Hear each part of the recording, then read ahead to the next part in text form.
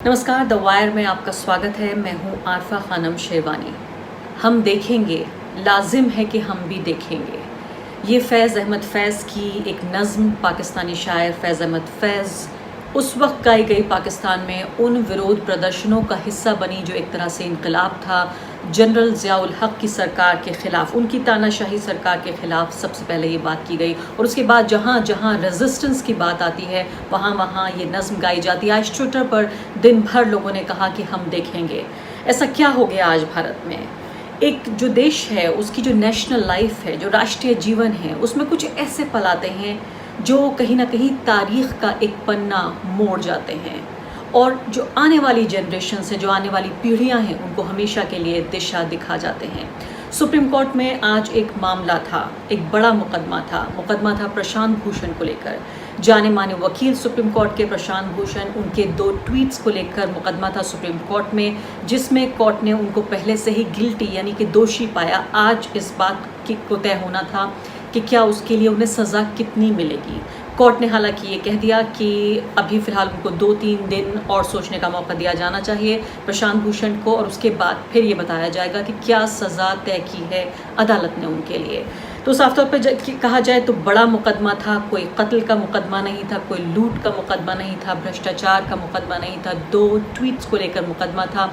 प्रशांत भूषण ने ये ट्वीट जून के महीने में अलग अलग तारीख में किए थे, आपकी स्क्रीन पर ये दिख रहे हैं। और उसके बाद कोर्ट ने ये संज्ञान लिया, इस बात का पिटिशन दायर की गई और उस पिटिशन को अदालत ने ये माना कि वाकई उसकी इज्जत में दाग लगा है इससे, या कोर्ट की अवमानना हुई है, कंटेम्प्ट ऑफ कोर्ट की अवमानना की गई और इसलिए दोषी मानते हुए उनको अब सज़ा का ऐलान करना था। लेकिन इस पूरे मुकदमे के इतर आज जो कुछ कोर्ट में हुआ वो एक तरह से एक लोकतांत्रिक जीवन में एक देश की बहुत अहम चीज़ है। 2 खासकर महत्वपूर्ण बातों के मद्देनज़र, पहली बात तो एक लोकतंत्र में सबसे बड़ी चीज़ होती है एक नागरिक का अधिकार और एक नागरिक की आज़ादी।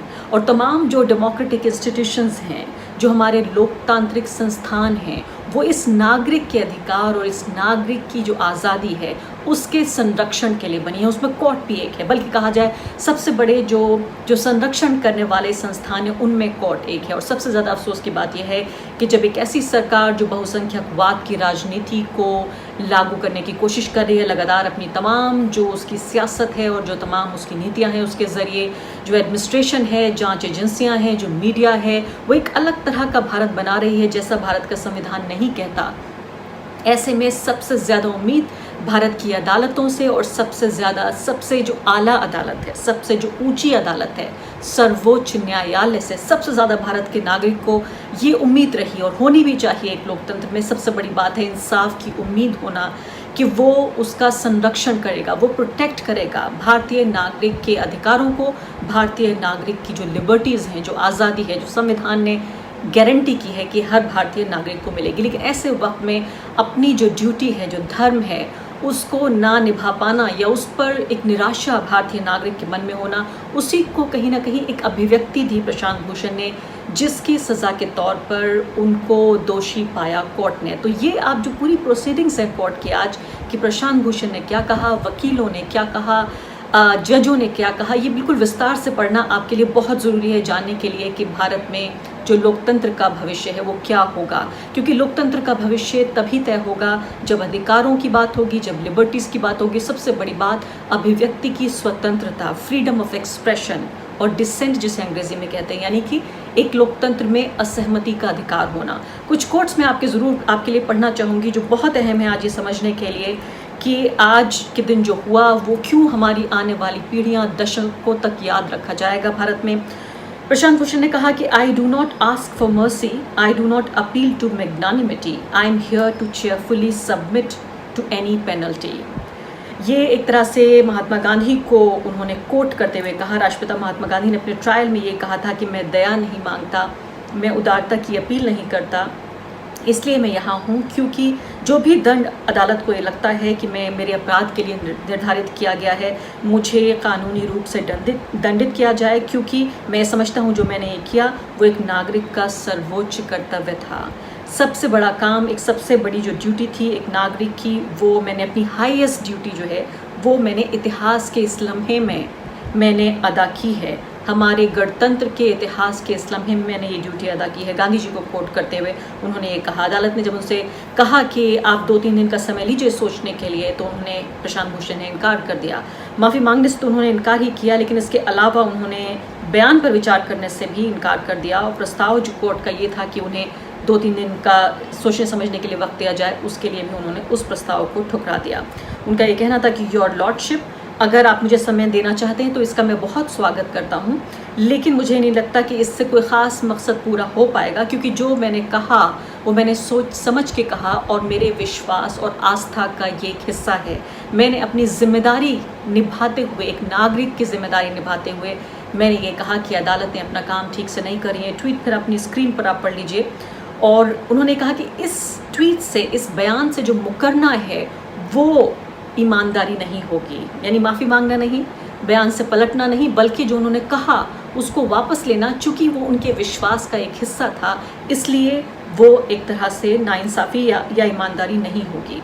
बहुत ही ज़्यादा एक ऐसा मोड़, जो प्रशांत भूषण भी कह रहे हैं कि जो हमारा जो इतिहास है हमारे गणतंत्र का, उसमें एक ऐसा मोड़ है जब 2 महत्वपूर्ण मामले, इसके अलावा कि दर्जनों की तादाद में FIRs दर्ज हो रही हैं उन लोगों के खिलाफ जो सरकार की किसी भी नीति या राजनीति का विरोध करते हैं, या जो भी अगर किसी कोई विचार अगर सरकार को पसंद नहीं आता किसी भी नागरिक का, चाहे वो पत्रकार हो, चाहे वो सामाजिक कार्यकर्ता हो। आपके सामने इस तरह के कितने एग्जाम्पल्स आए हैं। इस पर अदालत का एक ऐसा रुख ना होना जिससे कि नागरिक को ये लगे कि उसे स्वतंत्रता, जो अभिव्यक्ति की स्वतंत्रता है, उसका उसे अधिकार है, और एक ऐसा कोई फर्म स्टैंड न लेना कहीं ना कहीं निराशा जाहिर करता है। इसके अलावा 2 बड़े मामले हैं, एक सिटीजनशिप अमेंडमेंट एक्ट को लेकर है और दूसरा कश्मीर से आर्टिकल 370 हटा लेने को लेकर है। दोनों मामले कोर्ट में मौजूद हैं। अब 1 साल से ज़्यादा कश्मीर के मामले को हो चुका है, लेकिन अदालत को इतनी फुर्सत नहीं है। अभी तक अदालत के पास ये मामला सुनवाई के लिए अभी भी लंबित है, अभी भी इस पर कार्रवाई नहीं हो रही है कोई। आप ये सोचिए, 70 लाख से ज़्यादा जो नागरिक हैं, उनके बुनियादी अधिकार, उनमें से ज़्यादातर अधिकार सस्पेंडेड हैं। उसके बावजूद भी, या CAA को लेकर भी हम देखें तो लाखों करोड़ों की तादाद में वो नागरिक हैं जिनको इस बात का शक है कि क्या उनकी नागरिकता खतरे में पड़ सकती है। अगर ये शक भी है, अगर ये सच्चाई नहीं भी है, तब भी अदालत को एक तरह से इस पर गौर करना चाहिए और नागरिक के मन में जो शंका है उसे दूर करनी चाहिए। क्योंकि सबसे बड़ी बात, जैसे मैंने कहा, कि तमाम जो डेमोक्रेटिक इंस्टीट्यूशंस हैं वो ये सुनिश्चित करने के लिए हैं कि भारतीय नागरिक के अधिकार, उसकी लिबर्टीज़, उनको संरक्षण मिले, उनको प्रोटेक्शन मिले और उनको आगे बढ़ाया जाए। तो ऐसे वक्त पे प्रशांत भूषण का खड़े होना एक नागरिक को ताकत देता है। नागरिक, भारतीय नागरिक की जो गरिमा है उसको कहीं ना कहीं आगे बढ़ाता है। मेरे साथ इस पूरे मुद्दे पर बातचीत के लिए ख़ास मेहमान मौजूद हैं। मेरे साथ हैं फ़िलहाल आशीष खेतान, जो कि पत्रकार रह चुके हैं और आम आदमी पार्टी से जुड़े रहे उसके बाद, और फ़िलहाल वकालत की पढ़ाई करके अब फ़िलहाल वकालत कर रहे हैं। आशीष, बहुत बहुत आपका स्वागत है। सबसे पहला सवाल मेरा आपसे यही होगा कि क्यों ये माना जा रहा है कि आज का जो ये पूरा लम्हा है ये इतिहास में ख़ास जगह रखेगा, और जब लोकतंत्र की जो पढ़ाई कर रहे हैं, लोग लोकतंत्र को समझना चाहते हैं, उसमें जो अभिव्यक्ति की स्वतंत्रता जो बहुत अहम पहलू है किसी भी लोकतांत्रिक देश का, उसकी किताब में एक बड़ा चैप्टर आज का दिन वो उसको उस तरह से देखा जाएगा। आशीष, ये बात ज़रूर है कि फ्रीडम ऑफ स्पीच को लेकर एक नई बहस शुरू हुई है, और ख़ास करके कोर्ट्स, सुप्रीम कोर्ट की क्या भूमिका है हमारे लोकतंत्र में, उस पर एक नई बहस ज़रूर इस पर शुरू होगी। क्योंकि आरफा, बहुत देश में एक बहुत बड़ा तबका है जो देश की तमाम इंस्टीट्यूशंस को लेकर एक सवाल खड़ा कर रहा है, और पिछले 6 वर्षों में खास करके देश की तमाम इंस्टीट्यूशन, संवैधानिक इंस्टीट्यूशंस भी पर एक हमला जरूर बोला गया है। उनकी स्वतंत्रता, उनकी निष्पक्षता को लेकर कहीं ना कहीं सवाल खड़े होते रहे, तो उस पर एक बहस जरूर शुरू होगी आज की जो प्रोसीडिंग सुप्रीम कोर्ट में हुई है। आशीष, इसको लेकर जो बात है कि सुप्रीम कोर्ट जो है वो हमारे राइट्स का, हमारी लिबर्टीज का प्रोटेक्टर है, उसका काम है हमारा संरक्षण करना। डेमोक्रेसी में जो हमारे लोकतांत्रिक संस्थान हैं, जो डेमोक्रेटिक इंस्टीट्यूशन, जो सबसे अहम जो पिलर्स हैं उनमें से एक है। लेकिन पिछले दिनों में जो लगातार सवाल उठते रहे निष्पक्षता को लेकर, जो न्यूट्रलिटी और ऑब्जेक्टिविटी को लेकर सुप्रीम कोर्ट के, कई लोगों ने यहाँ तक कहा कि ये मुश्किल हो रहा है कि एस्टेब्लिशमेंट और सुप्रीम कोर्ट के बीच आप डिस्टिंक्शन कैसे करें, आप इनडिस्टिंग्विशेबल हो रहा है। ऐसे में जब ये कंटेम्प्ट वाला मामला आया प्रशांत भूषण के ऊपर, प्रशांत भूषण का माफी से इनकार करना, इसको क्या आप एक ऐतिहासिक लम्हा मानते हैं, खासकर जो अधिकार है और जिसमें अभिव्यक्ति की स्वतंत्रता का जो अधिकार है भारत में? देश में बहुत कुछ आरफा पिछले कई वर्षों में जो हुआ है वो ऐतिहासिक है अपने हिसाब से। अच्छा नहीं है इतिहास, लेकिन ऐतिहासिक जरूर है। आप ये देखिए कि सर्वोच्चतम न्यायालय में बहुत सारी गंभीर मामले लंबित हैं, हैबियस कॉर्पस पिटीशंस लंबित हैं, आर्टिकल 370 के रेवोकेशन की पिटीशन लंबित है, सिटीजनशिप अमेंडमेंट एक्ट क्या वो संवैधानिक है वो लंबित है। तो जब देश में इतने सारे अहम मामले जो हमारे और आपके मौलिक अधिकारों को कहीं ना कहीं छूते हैं, वो सारे इतने गंभीर मामले देश के पेंडिंग है सुप्रीम कोर्ट में, उस समय उन सब मामलों को किनारे रखकर सुप्रीम कोर्ट का इतना अहम टाइम, जुडिशियल टाइम एक कंटेम्प्ट पिटीशन पे लगाया जाए और एक दो ट्वीट पर इतनी बहस की जाए, ये एक बड़ा गंभीर मामला है कि आखिर देश की इंस्टीट्यूशंस की प्राथमिकताएं क्या हैं, what are their priorities, how the judicial time should be spent, should it be spent worrying about 2 tweets from a public interest lawyer, or should that judicial time be rather spent on, as you rightly pointed out, in safeguarding our fundamental rights, our freedoms, our liberties, and in safeguarding the Indian democracy?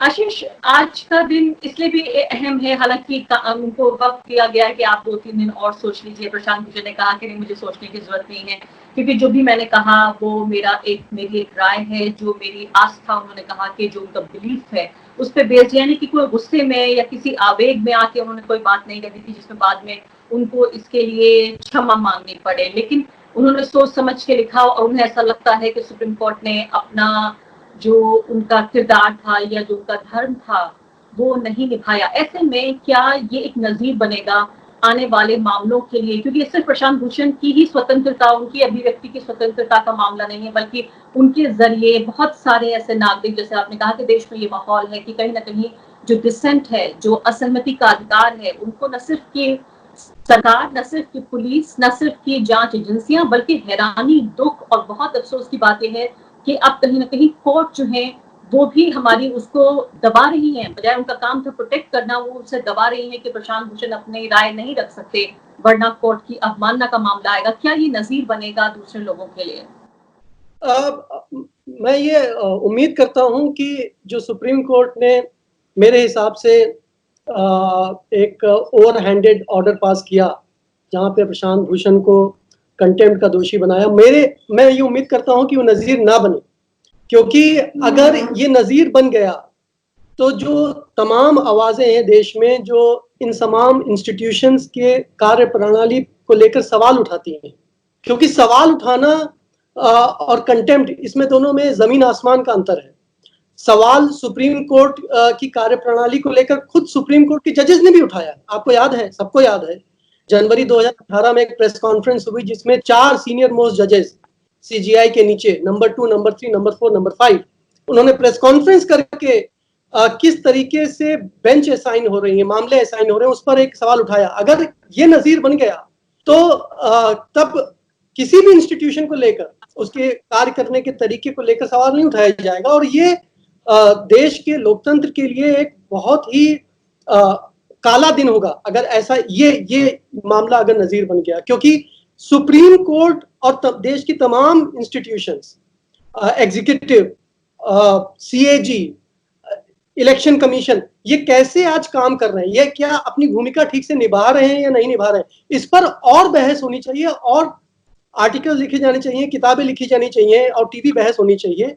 और अगर ये नजीर बन गया और इस तरीके से ये जो कंटेम्प्ट है, अगर इससे चिलिंग इफेक्ट देश में पैदा हुआ, तो ये बहुत ही दुर्भाग्यपूर्ण फैसला होगा, और ये बहुत ही देश का दुर्भाग्य होगा कि अगर इस फैसले से एक चिलिंग इफेक्ट देश में क्रिएट हुआ फ्रीडम ऑफ स्पीच पर। लेकिन आशीष, इसमें जो एक पहलू है कोर्ट का, जो उनका ये कहना है कि प्रशांत भूषण तो ये कह रहे हैं कि डेमोक्रेसी में ओपन क्रिटिसिज्म का माहौल होना चाहिए, लेकिन क्या वाकई हर भारतीय नागरिक को कुछ भी कह देने का अधिकार या आजादी होनी चाहिए? क्या वाकई आपको नहीं लगता कि इससे जो इंस्टीट्यूशन है कोर्ट का, उसको कहीं ना कहीं उसमें जो आस्था है आम नागरिक की कि ये उसके अधिकारों का, उसके तमाम आजादियों का प्रोटेक्टर है, वो कहीं ना कहीं हिलेगा, उसकी आस्था? इस बात में आपको नहीं लगता दम है इस आर्गुमेंट में? नहीं, सुप्रीम कोर्ट में हमारी आस्था सिर्फ किसी के 2 ट्वीट कर देने से कम हो जाएगी। सवाल यह है कि बहुत सारे लोग बहुत सारी बातें बोलते हैं। अगर प्रशांत भूषण के 2 ट्वीट जहां पे उन्होंने कहा कि कोर्ट बंद कर रखा है, एक ये ट्वीट कहा, दूसरा ये उन्होंने कहा कि देश के लोकतंत्र को खत्म करने में सुप्रीम कोर्ट के जजेस की भूमिका पर उन्होंने सवाल उठाए। 2 ट्वीट का जवाब 2 ट्वीट से दिया जा सकता है। 2 ट्वीट के लिए पूरी एक 3 जजेस की बेंच बैठे और कई दिन उसमें लगा दे, मुझे नहीं लगता है कि उसको इन 2 ट्वीट्स का पर्याप्त जो जवाब था वो ये था। और आस्था देश की आस्था, देश के लोगों की आस्था सुप्रीम कोर्ट के कार्य करने के तरीके से बनेगी। किसी के कुछ 2 ट्वीट कहने से या 2 ट्वीट ना करने से आस्था ना कम होगी ना बिगड़ेगी।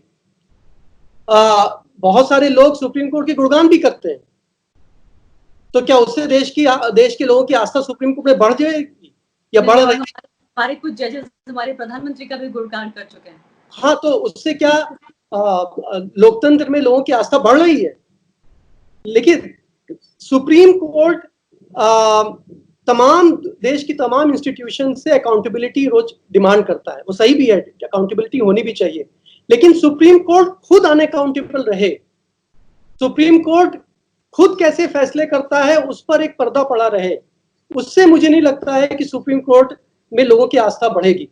बहुत सारे लोगों ने, जिसमें रिटायर्ड सुप्रीम कोर्ट के जजेस भी शामिल हैं, वो बार बार सुप्रीम कोर्ट में बेहतर तरीके से काम हो और ज्यादा ट्रांसपेरेंसी आए, इसकी मांग होती रही है।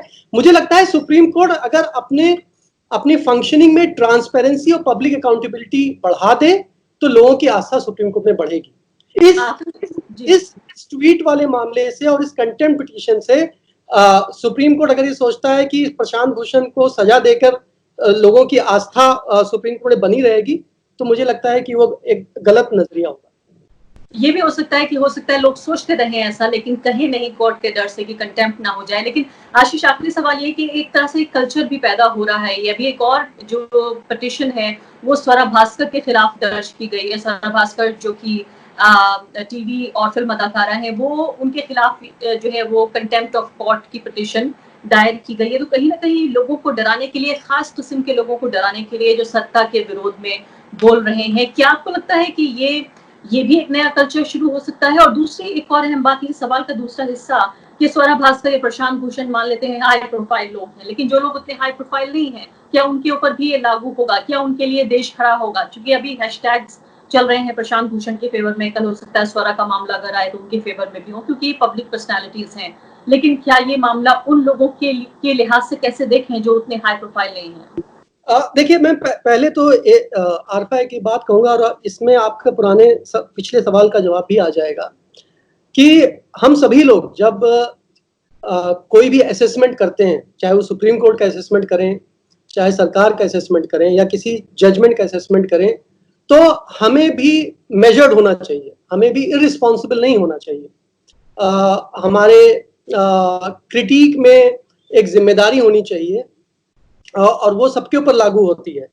लेकिन ये बिल्कुल आपकी बात ठीक है कि अब स्वरा भास्कर की के खिलाफ एक पिटीशन मूव हो गई, कल किसी जर्नलिस्ट के खिलाफ पिटीशन मूव हो जाएगी, कल किसी ऑथर के खिलाफ पिटीशन मूव हो जाएगी।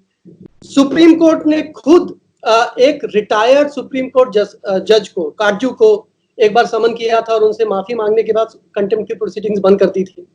तो इस प्रकरण से क्या होगा कि एक फ्लडगेट्स खुल जाएंगे और चाहे वो ऑथर हो, जर्नलिस्ट हो, हिस्टोरियन हो, वो अपना काम करने से उसमें अवरोध आएगा। ये मेरा सबसे बड़ा डर है कि हम सभी के काम करने में, लिखने में, बोलने में, जिम्मेदारी से बोलने में, सोच समझ के बोलने में, मेजर्ड तरीके से भी बोलने में भी, तमाम रिसर्च करने के बाद बोलने में भी या लिखने में भी उसमें एक अवरोध इसमें क्रिएट होगा, क्योंकि कोई भी खड़ा होकर, और ये सिर्फ सुप्रीम कोर्ट की बात नहीं, आप ये देखिए कि आप कुछ भी लिखते हैं या कुछ भी बोलते हैं तो आपके खिलाफ एफआईआर हो जाती है छत्तीसगढ़ में, आपके खिलाफ एफआईआर हो जाती है झारखंड में, कर्नाटका में।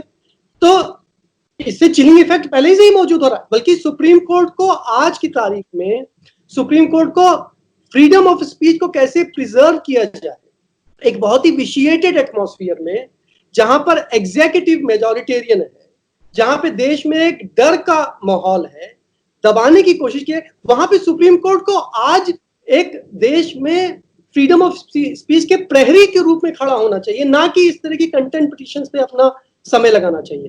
तो ये मेरा सबसे बड़ा डर है कि ये आपकी बात बिल्कुल ठीक है कि कल स्वरा भास्कर के खिलाफ को आ जाएगा कोई, हमारे और आपके खिलाफ आ जाएगा, कोई किसी के खिलाफ आ जाएगा, जिसकी भी आवाज अच्छी ना लगे उसके खिलाफ एक कंटेम्प्ट का मामला, मानहानि का मामला बहुत आसानी से बनाया जा सकता है। और ऐसे मामले लंबों महीने चलते हैं, बरसों चलते हैं, और ये फ्रीडम ऑफ स्पीच को किल करेंगे, इसमें कोई भी संदेह नहीं है। जी, बहुत बहुत शुक्रिया आपका आशीष खेतान से बातचीत के लिए। द वायर के और वीडियोस देखने के लिए सब्सक्राइब करें और बेल आइकन पर क्लिक करें। स्वतंत्र पत्रकारिता की आर्थिक मदद करने के लिए डिस्क्रिप्शन में दिए गए लिंक पर जाएं और अपनी राशि चुनें।